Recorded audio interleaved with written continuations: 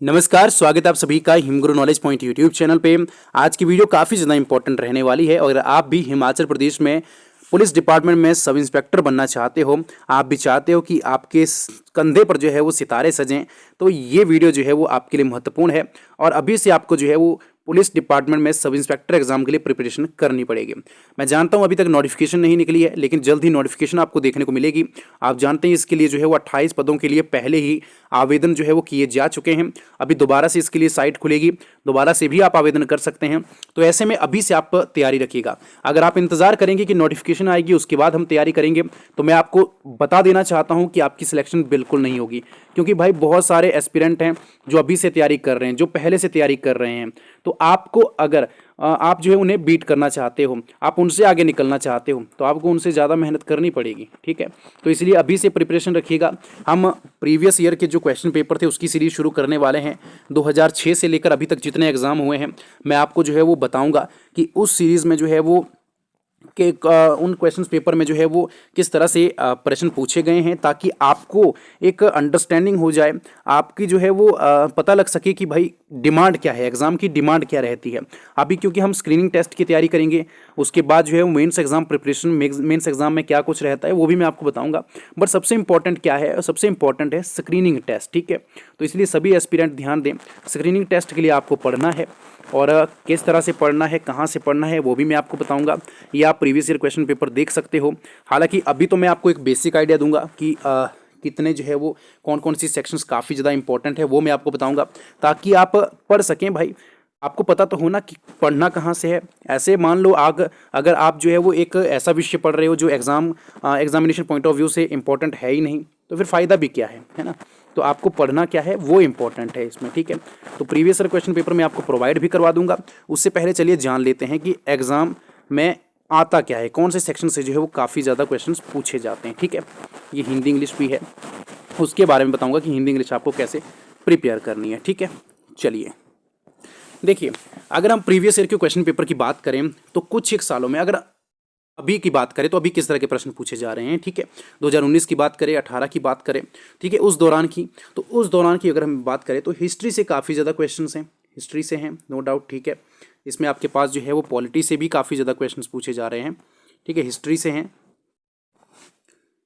हैं, पॉलिटी से है। ठीक है, उसके बाद आपके पास जो है वो ज्योग्राफी से है। ठीक है, भूगोल से भी काफ़ी अच्छी आपकी वेटेज है।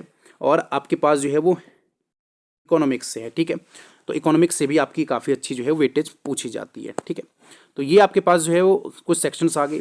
इसके अलावा कौन सी सेक्शंस रहती है वो भी मैं आपको बताऊंगा। पहले ये देख लेते हैं। तो हिस्ट्री की बात करें तो हिस्ट्री से भी 20 के अराउंड क्वेश्चंस पूछे जाते हैं, पॉलिटी से भी 20 के अराउंड है, ज्योग्राफी से भी 15 से 20 क्वेश्चंस पूछे जाते हैं। ठीक है, अगर 170 के अकॉर्डिंग मैं बात करूँ, ठीक है, हालांकि अभी 200 क्वेश्चंस आएंगे, ऐसा पैटर्न जो है वो दिया गया था।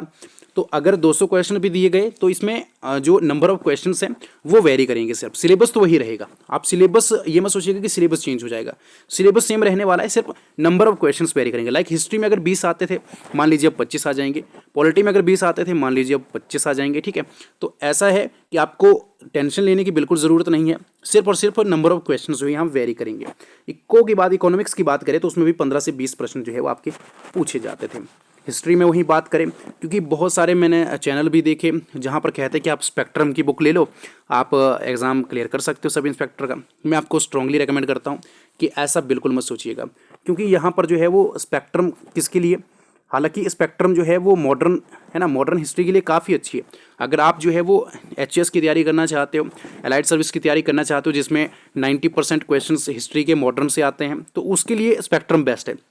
मगर अगर आप जो है वो इसमें सब इंस्पेक्टर एग्जाम की प्रिपरेशन करना चाहते हो, तो उसके लिए जो है वो मैं कभी भी प्रेफर नहीं करूँगा कि आप मॉडर्न आप पढ़ सकते हो, बट उसके लिए आपको जो है वो काफ़ी टाइम देना पड़ेगा। इसलिए आप कोई बेसिक बुक फॉलो कीजिए। ठीक है, उसके लिए बेसिक बुक फॉलो कीजिए, लाइक अरिहंत की रहती है, बहुत सारी ऐसी बुक्स हैं। ठीक है, तो वो आप फॉलो कर सकते हो उसमें, क्योंकि जो आपको डाटा है वही दिया गया होता है और एग्ज़ाम में इसमें आता भी डाटा है। ठीक है, कंसेप्ट बेस ज़्यादा नहीं रहता है। हालांकि अभी एग्ज़ाम लेवल शायद बढ़ाया जाए, बट फिर भी उतना कंसेप्चुअल क्वेश्चंस इसमें नहीं रहते हैं।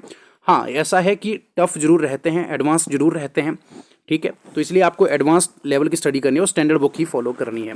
तो इसमें आपके पास जो है वो एंशियंट हिस्ट्री से भी आता है, प्राचीन इतिहास से भी आता है, और काफ़ी ज़्यादा क्वेश्चन आते हैं। ठीक है। और पिछले अगर हम कुछ वर्षों में देखें तो मॉडर्न हिस्ट्री से ज़्यादा तो इसमें आपके पास जो है वो एंशियंट हिस्ट्री में क्वेश्चन आ रहे हैं, ठीक है। और मेडाइवल हिस्ट्री जो आपके पास मध्यकालीन इतिहास है उसमें भी काफ़ी अच्छी खासी जो है वेटेज पूछी जाती है।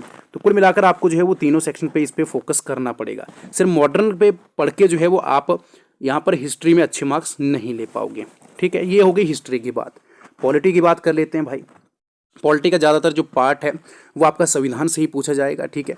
और मूल संविधान से ही पूछा जाएगा। मूल संविधान से मेरा तात्पर्य क्या है कि अगर आपके पास 395 अनुच्छेद हैं तो उससे ही पूछे जाएंगे। नो डाउट अभी जो है वो शायद 470 के करीब अनुच्छेद होंगे, ठीक है।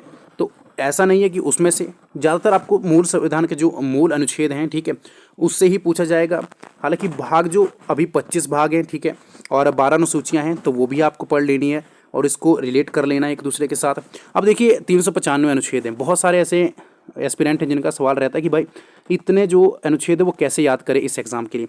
तो मैं आपको फिर वही चीज़ कह रहा हूँ, कितने अनुच्छेद आपको याद नहीं करने हैं। इसमें भी कुछ एक बातें आपको याद रखनी है।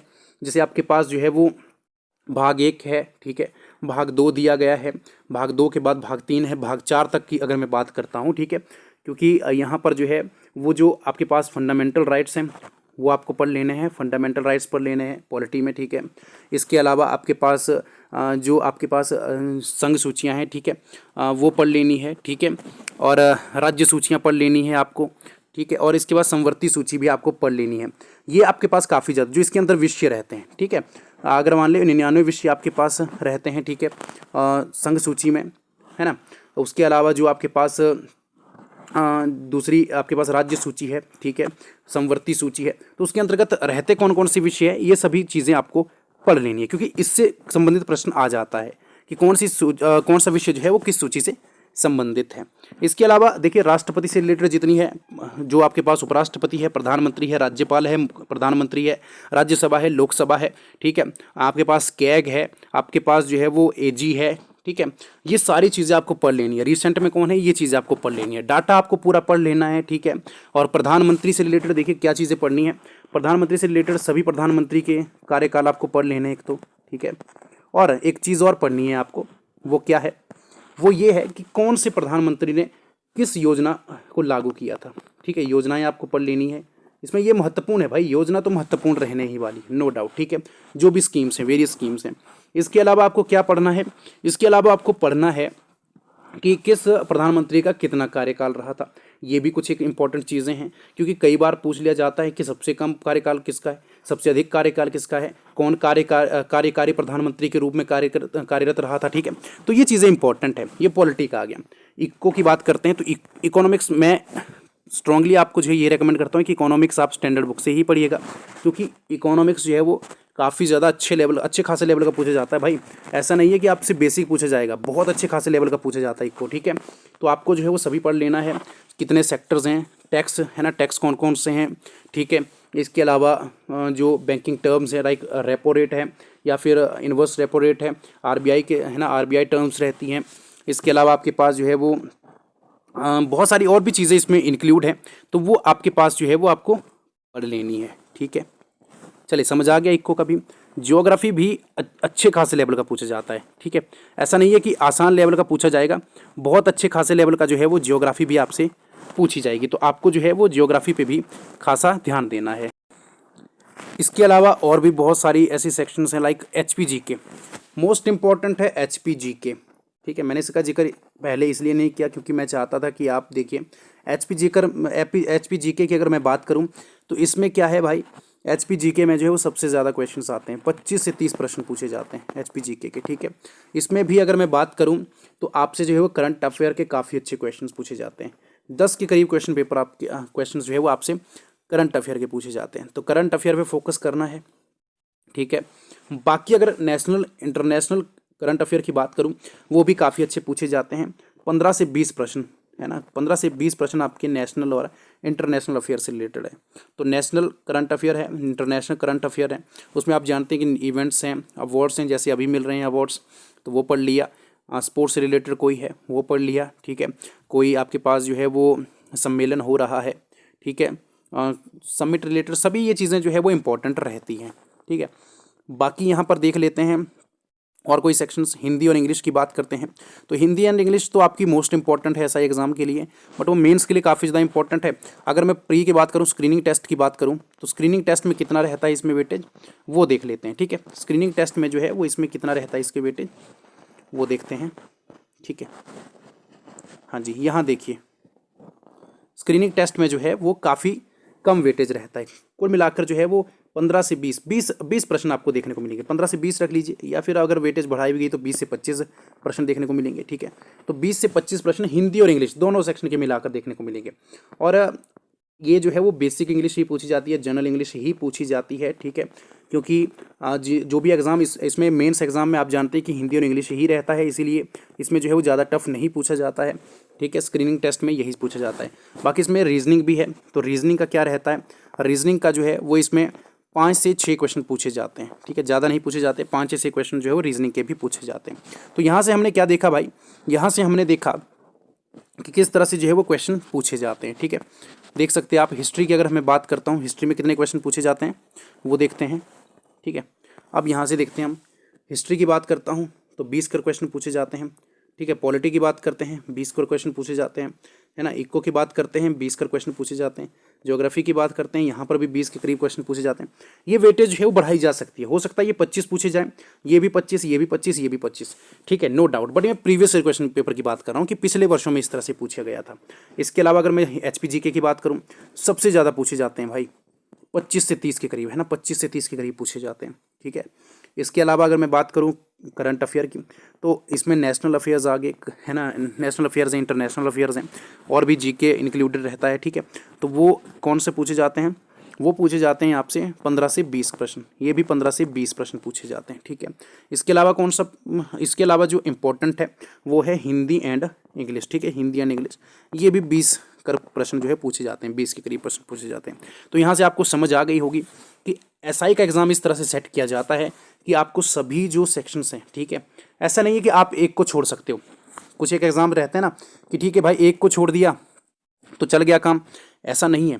यहाँ पर अगर आप एक भी सेक्शन छोड़ देते हो, लाइक हिस्ट्री की तैयारी नहीं करते हो, आप उसमें रह जाओगे, पॉलिटी की तैयारी नहीं करते हो फिर भी रह जाओगे। तो इसलिए ये डिमांड समझिए भाई, यही तो दिमाग है, डिमांड समझिए आप कि सभी जो सेक्शन है उसमें ऑलमोस्ट इक्वल वेटेज दी गई है कि एक एस्पिरेंट जो है वो इक्वली तैयारी कर पाए। तो हम आपके लिए जो है वो नेक्स्ट वीडियो में जो क्वेश्चन पेपर सीरीज़ है वो लेकर आएंगे और आपको बताएंगे कि किस तरह से जो है वो आप तैयारी कर सकते हो। इसके बाद जैसे ही नोटिफिकेशन आउट होगी उसके बाद हम रेगुलर क्लासेस भी लेकर आएंगे, मेंस एग्जाम की प्रिपरेशन भी यहाँ पर होगी, क्योंकि मेंस में जो पैराग्राफ रीडिंग है, ठीक है, और आपके पास प्रेस राइटिंग है, इसके अलावा आपके पास जो है वो रिपोर्ट राइटिंग है, पद्यांश है, गद्यांश है, और भी बेसिक जो इंग्लिश रहती है और बेसिक हिंदी रहती है वहाँ से संबंधित प्रश्न पूछे जाते हैं, लेकिन होते भाई एडवांस लेवल के हैं। ठीक है, इसलिए किस तरह से आप उन सभी क्वेश्चंस को टैकल कर पाओगे ये सभी जो है हम डिस्कस करेंगे। बाकी आपको ये वीडियो कैसी लगी हमें कमेंट बॉक्स में जरूर बताइएगा, और आप जो है वो तैयारी अभी से करिएगा, क्योंकि मैंने आपको पहले बता दिया कि कंधे पर सितारे चाहते हो तो अभी से जो है वो अपनी प्रिपरेशन रखिएगा। तब तक के लिए मिलते अगली वीडियो में। धन्यवाद। जय हिंद, जय हिमाचल।